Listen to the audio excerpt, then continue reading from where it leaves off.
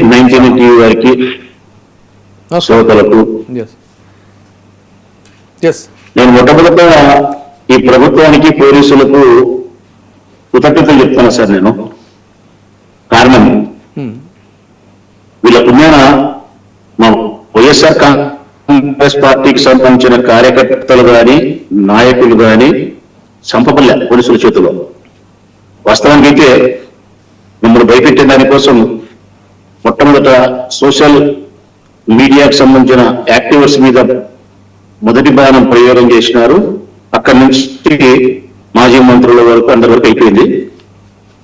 ఇక వీళ్ళు భయపడడం లేదు కదా, కేసులకు అన్నిటికి సిద్ధమే తాను తప్పి అని చెప్పి ఎక్కడో చోట మమ్మల్ని భయపెట్టే దానికోసము ఇంకా మమ్మల్ని చంపిండాలి వాటికి ఎవరో ఒకరిని పోలీస్ నిర్బంధములు ఎక్కడో చోట పోలీసుల చేత. ఇంకా మమ్మల్ని ఎవరు చంపలేదు పోలీసులు అంటే, మా నాయకులను మా కార్యకర్తలను పోలీసులు చంపలేదంటే కృతజ్ఞతలే పోలీసు వారికి, చంద్రబాబు నాయుడు గారికి, లోకేష్ గారికి. ఎందుకంటే ఎందుకు ఇంత పెద్ద మాట మీరు మాట్లాడినారు రాజమౌళి గారు అంటే, ఒకసారి మీరే ప్రత్యక్షమైనటువంటి సాక్ష్యాలను చూస్తే కదా అర్థమవుతుంది. పత్రికలు రాసినీటి కానీ వాస్తవ క్షేత్రంలో జరుగుతున్న విషయాలు కానీ మీడియా సోదరులు ప్రతిరోజు ప్రజలకు చూపిస్తా ఉండే సంఘటనలు మీరే కూడా 26 సంఘటనలు ఎగ్జాంపుల్ చూపించినారు. ఇవి మత్స్సుకు మాత్రమే నట్టడ 50 ఉంటాయి, లేకపోతే 500 ఉంటాయి. వెలుగులోకి వచ్చేటి తక్కువ, వెలుగులోకి రానేటి ఎక్కువ. ఫైనల్గా మా పరిస్థితి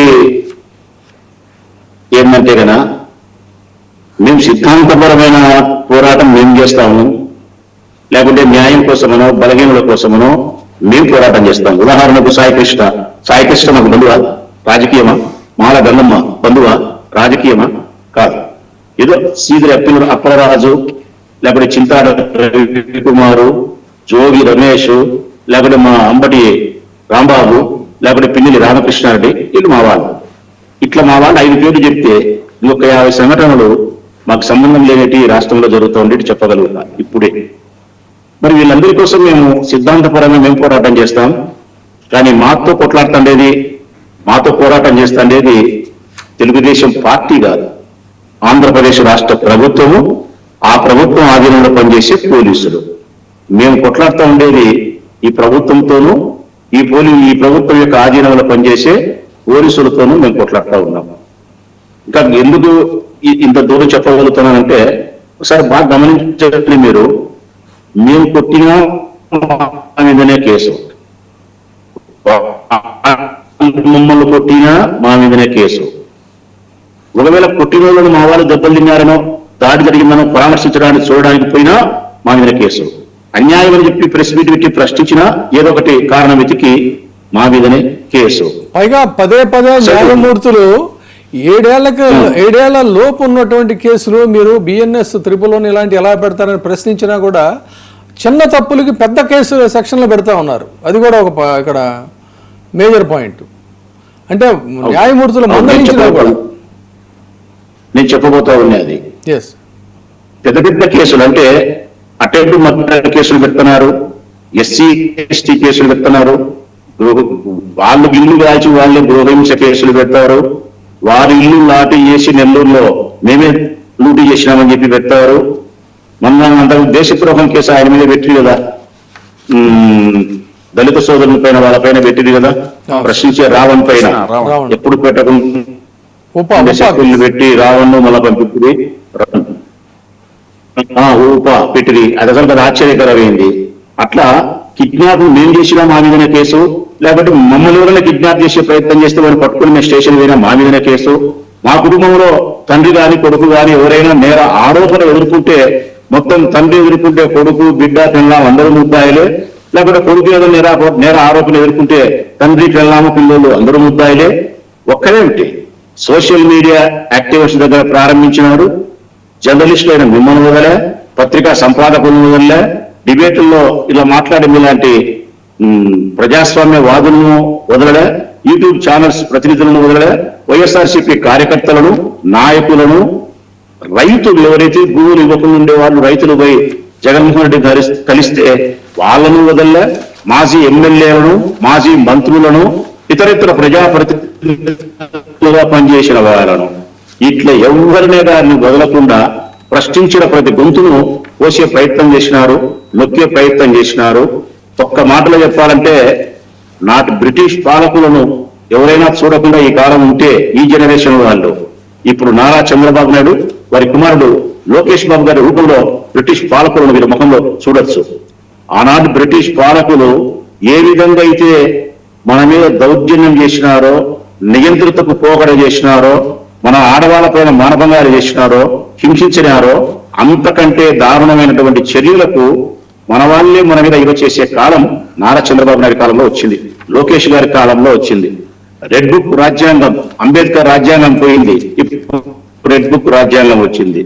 ఈ ఆంధ్రప్రదేశ్ రాష్ట్రంలో ఎవరైనా అడిగితే సామాన్యులు ఇప్పుడు అంబేద్కర్ రాజ్యాంగం గురించి మనం మాట్లాడితే 50 మందో 60 మందో 70 మంది చెప్పగలుగుతారు.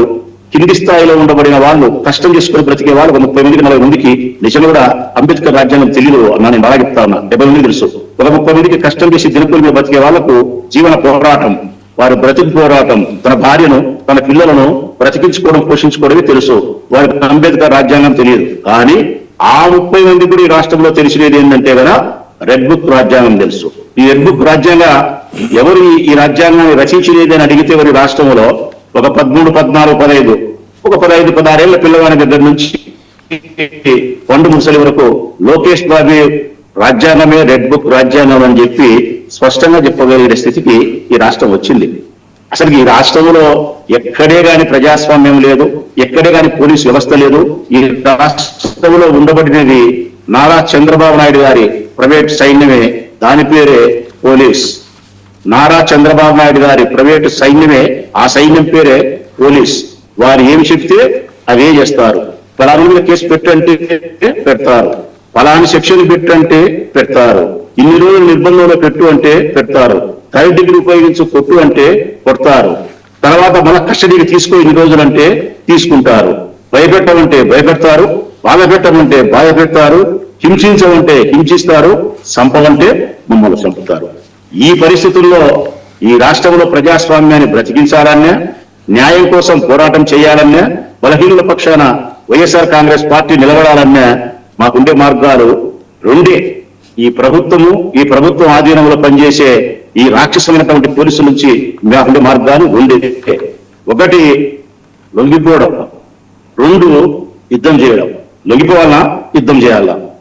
ఈ శారీరక మానసిక క్షోభ నుంచి, హింస నుంచి, ఈ కష్టాల నుంచి, కుటుంబం బాధపడే బాధల్లో నుంచి మాకు జరిగే, మమ్మల్ని నిర్బంధించినప్పుడు కానీ, పోలీసులు వేధించినప్పుడు కానీ, ఎంతో మందికి మా వాళ్ళకి జరిగేటప్పుడు, మా కుటుంబంలో ఉండే పిల్లలు, భార్య, తల్లిదండ్రులు భయపడతా ఉన్నప్పుడు, బాధపడతా ఉండేటప్పుడు లొంగిపోవడమా, లేకపోతే కుటుంబానికి ధైర్యాన్ని చెప్పి న్యాయం కోసము వైఎస్ఆర్ కాంగ్రెస్ పార్టీ జెండా చేసే న్యాయపరమైన జగన్మోహన్ రెడ్డి గారి పోరాటానికి మనం గట్టిగా నిలబడదాం, మనం యుద్ధం చేయాల్సిందే. ప్రజాస్వామ్య యుద్ధాన్ని కొనసాగించే క్రమంలో మనం కూడా సంవిధానం అయిదాంలేమ్మా, లేకపోతే మనం కూడా బలిదానం సిద్ధపడదాంలే అని చెప్పి మేము యుద్ధం చేయాలి. మేము వైఎస్ఆర్ కాంగ్రెస్ పార్టీ ఏ నిర్ణయం తీసుకుందంటే కనుక లొంగిపోవడం ఎప్పుడు వైఎస్ఆర్ కాంగ్రెస్ పార్టీకి ఇష్టం ఉండదు. వైఎస్ఆర్ కాంగ్రెస్ పార్టీ కార్యకర్తలకు, నాయకులకు ఎప్పుడు బానిస బతుకు ఇష్టం ఉండదు. మేము ఓటమి సిద్ధపడి సింగిల్ గా పోటీ చేసిన వాళ్ళం. మేము ఓటమికైనా జైలుకైనా సిద్ధపడి సోనియా గాంధీని ఎదిరించిన వాళ్ళం. గెలుపు కోసం మేము కష్టాన్ని ఎదుర్కొని 16 నెలలు ప్రజాక్షేత్రంలో ప్రజా సంకల్ప యాత్ర చేసిన వాళ్ళం. మా దగ్గర నుంచి 23 మంది అది ఇంతగా బాధ పెట్టానే కానీ మేము భయపడలే. అంటే వైఎస్ఆర్ కాంగ్రెస్ పార్టీ జెండా పట్టిన కార్యకర్తల, నాయకులమైన మాకు న్యాయం పట్ల గాని, బాధితుల పట్ల గాని ఎక్కువ గౌరవం ఉంది, ప్రేమ ఉంది. అన్నిటికీ మించి మా నాయకుడి జగన్మోహన్ రెడ్డి గారి పట్ల ఎక్కువ నమ్మకం ఉంది. ఆయన పైన విపరీతమైనటువంటి మాకు ప్రేమ ఉంది. అందుకే మేము లొంగిపోలేము, మేము యుద్ధానికే సిద్ధమైనాం. వారు ఏమి చేసినా కానీ పోరాటం కొనసాగిస్తానే ఉంటాం. నాకెంతో మంచి మిత్రుడు మా గుంటూరు, చాలా నాకు ముఖ్యం. మా వాళ్ళందరూ కూడా మాకు సహచర మిత్రులు, ఎమ్మెల్యేలు, మినిస్టర్లు, వీళ్ళందరూ మాతో మేమందరం కలిసి పనిచేసినప్పటికీ మాలో మాకు కూడా కొంతమందికి పర్సనల్ అటాచ్మెంట్ ఉంటుంది, ఫ్రెండ్షిప్ అనేది. అట్లా ఉండబడిన నాకు పర్సనల్ అటాచ్మెంట్ లో కూడా ముస్తాఫా నాకు వాడు చాలా కావలసిన వాడు, చాలా ముఖ్యంగా ఉండేవాడు, చాలా మెతక స్వభావి. నేను బాగా చెప్తాను కదా ఆయన గురించి, చాలా మెతక స్వభావి, చాలా మృదువైన మనస్తత్వము, కొద్దిగా హెల్పింగ్ నేచర్ ఉండేవాడు. ప్రజలకు ఏదన్నా నీళ్లు సప్లై చేయాలో, మరొకటి చేయాలో, అన్నం పెట్టాలో, ఏదైనా పేదవాళ్ళు సాయం చేయాలనే మనస్తత్వం ఉండేవాడు. అసలు ముస్తాఫా కిడ్నాప్ చేయడం కానీ, ముస్తాఫా మరొకరిని హింసించడం కానీ అసలు దేవుడు ఆ మాట. ఒక్క మాటలో చెప్పాలంటే ముస్తాఫాతో నాకుండే ఒక 12 సంవత్సరాల సాన్నిధ్యంతో చెప్పగలుగుతా. అతను ఒకరి రక్తాన్ని బయటికి తీయగలుగుతాడంటే నాకుండే పరిచయాన్ని చెప్తా. అతని రక్తమే అతను చూపిస్తే ముడిచిపోతాడు ముస్తాఫా. ముస్తాఫా రక్తమే ముస్తాఫా చూపిస్తే ముస్తాఫా. అట్లా రోజు పట్టుకొని ఇంత నీచంగా ఇంత ఘోరంగా మాట్లాడితే మాకు పరిచయం ఉంది, స్నేహం ఉంది, మాకు ప్రేమ ఉంది, ప్రయాణం చేసినాం, చూడగలిగినాం. చీది అబ్దుల్ రాజు గారు ఏంటంటే ఆయన డాక్టరు, చిన్న ఒక బెస్త కుటుంబం నుంచి వచ్చినవాడు, మత్స్య కుటుంబం నుంచి వచ్చినవాడు, కష్టపడి పైకి ఎదిగినవాడు, స్టేట్ టాప్ ర్యాంకర్ గా 10th క్లాస్ లో వచ్చినవాడు, స్కాలర్షిప్ల మీద చదువుకునేవాడు, డాక్టర్ అయినాడు, ఎండి అయినాడు, ప్రాక్టీస్ చేసినాడు, ప్రజాక్షేత్రంలోకి వచ్చినాడు, ఎమ్మెల్యే కాగలిగినాడు. అతని కులం గాని, అతని పదవి డాక్టర్ గా చేసిన వృత్తి గాని, సామాజిక వర్గం గాని, జగన్మోహన్ రెడ్డి పట్ల ఉండే ప్రేమ గాని కలిపి అన్నిటి దృష్ట్యా మంత్రి కాగలిగినాడు. అట్లాంటి ఒక డాక్టర్ని పట్టుకొని, ఒక బీసీ కులస్తుని పట్టుకొని అంతటి ఘోరంగా కొడుకు మీద నేరాపరం వస్తే తండ్రిని జైల్లో పెట్టడం, తండ్రి మీద వస్తే ఆడ మా స్పీకర్ గారు తమ్మినేని సీతారాం గారు ఆయన పైన ఆరోపణ వస్తే ఆయన కొడుకు పైన వస్తే తండ్రిని, అప్పలరాజు కొడుకు పైన వస్తే తండ్రి కొడుకుడు, ఇక్కడ ముస్తాఫా కొడుకు పైన వస్తే తండ్రి కొడుకుడు. ఎక్కడికి న్యాయం ఇది?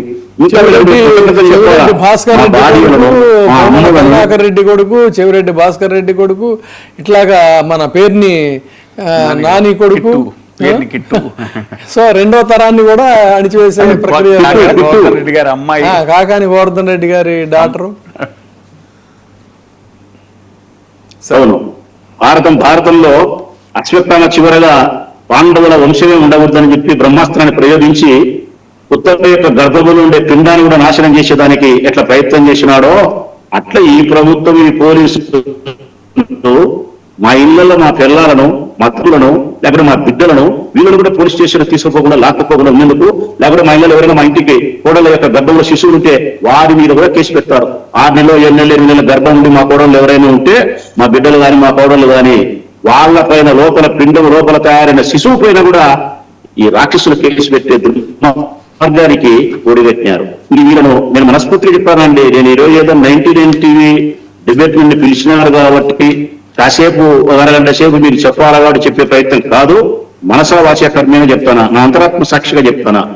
ఈ రాష్ట్రంలో వ్యక్తిగతమైనటువంటి స్వేచ్ఛ గాని, భావ స్వేచ్ఛ గాని, ప్రకటన స్వేచ్ఛ గాని, వాక్ స్వాతంత్రం గాని ఏమీ లేవు. 1947 కంటే ముందు ఎటువంటి పరిస్థితులు ఉన్నాయో అంతకంటే దుర్మార్గమైన పరిస్థితులు మన వాళ్ళ వైపు నుంచి మనం ఎదుర్కొంటున్నాం. కాబట్టి ఇక ఈ రాష్ట్రంలో తప్పనిసరిగా మరొక స్వాతంత్ర ఉద్యమం వచ్చినట్టే ఈ రాష్ట్రంలో కూడా మరొక స్వాతంత్ర ఉద్యమం అయితే మాత్రం తప్పనే తప్పదు. ఆ స్వాతంత్ర ఉద్యమంలో అతివాదులు ఉంటారు,